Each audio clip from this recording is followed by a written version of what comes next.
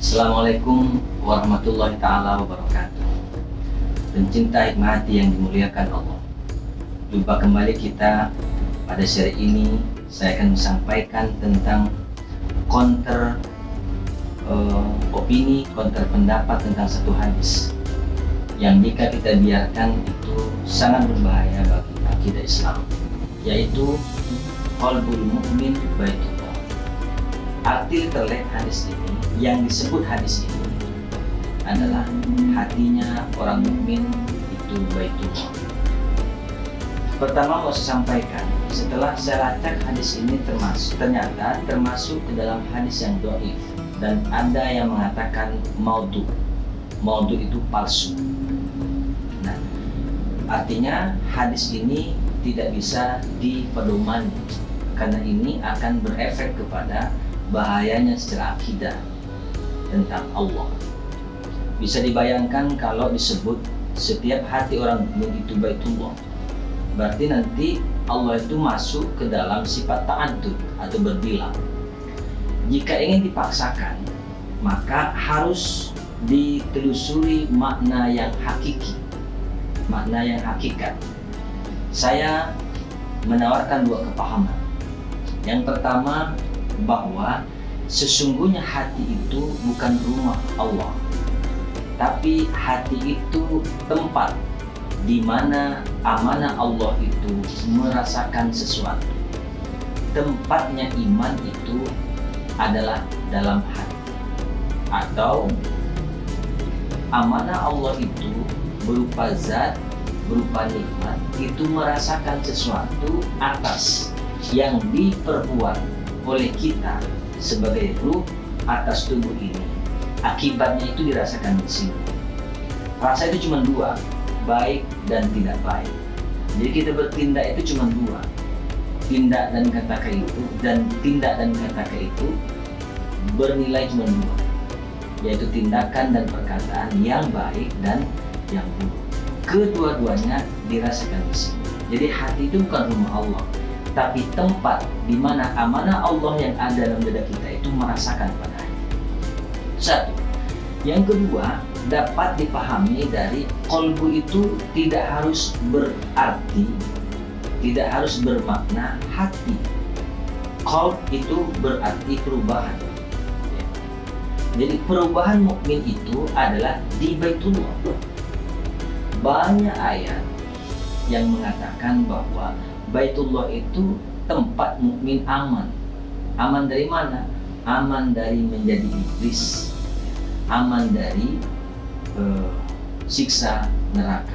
Contoh, di dalam surah Al-Baqarah ayat 105 misalnya, wa id ja'alnal baita masabatan lin-nasi wa amna wattakhidhu min maqami Ibrahim musalla wa ahidna ila Ibrahim wa Ismaila an tahira baitiya lit-ta'ifina wal-'akifina war-ruk'is sujud. Ingatlah ketika kami menjadikan baitullah sebagai tempat menetapnya mukmin. Artinya kita mau tetap di dalam mukmin itu harus di baitullah, dan tempat yang aman. Aman dari mana? Aman dari penyakit hati. Yang tadi saya sebut aman dari diri kita menjadi iblis. Yang kedua, aman dari siksa neraka. Orang yang mengerti baitullah sebagai tempat dia menghubungkan diri kepada Allah, maka dia otomatis aman dari siksa neraka. Caranya gimana?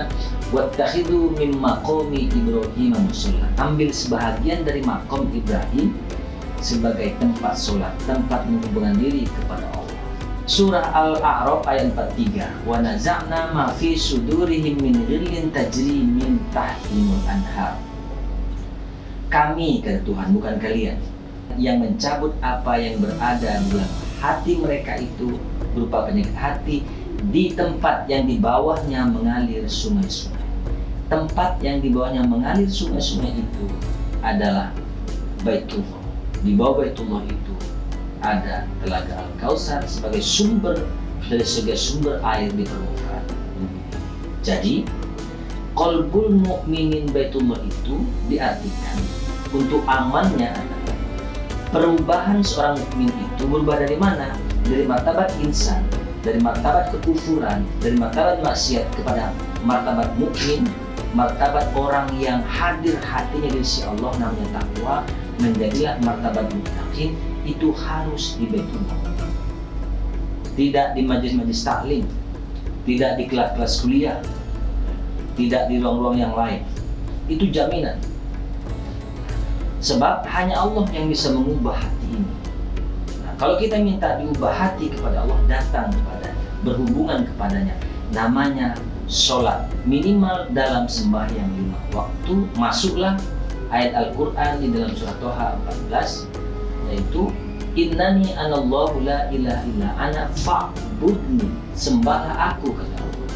Wa aqimis sholat, untuk disebut menyembah Allah itu dirikan hubungan hatimu kepada aku, kata Allah.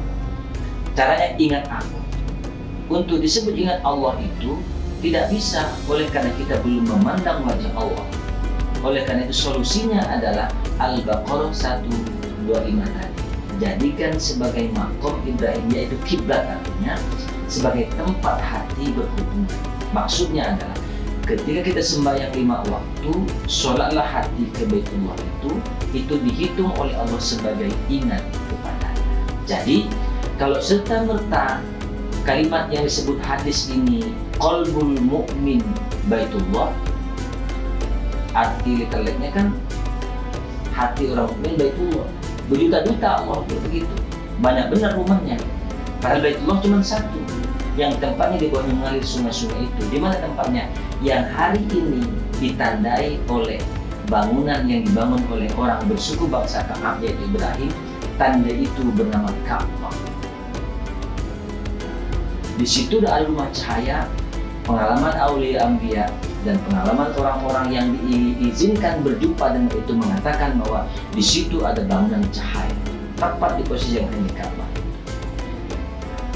Oleh karena itu tidak boleh berserampangan menerjemahkan hadis ini secara mentah, harus diikuti penjelasan. Nah, oleh karena itu jika diterjemahkan secara mentah, saya mendukung literatur yang mengatakan bahwa hadis ini adalah palsu, karena sangat berbahaya bagi akidah orang mukmin. Demikian share kita pada hari ini. Sampai jumpa di kesempatan berikutnya. Wassalamualaikum warahmatullahi wabarakatuh.